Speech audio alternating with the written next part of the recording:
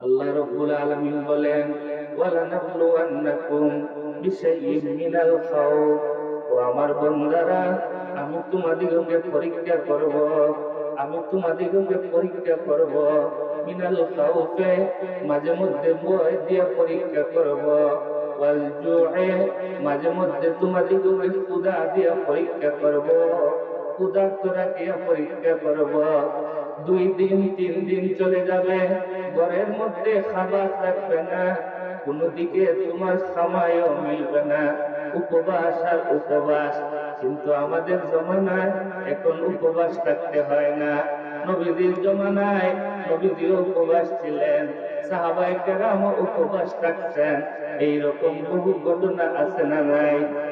কথা বলেন, আছে না নাই? আল্লাহ বলতেছেন, ওয়া নাফসিম মিনাল আমওয়াল, তোমাদের মালকে নষ্ট করে পরীক্ষা করব।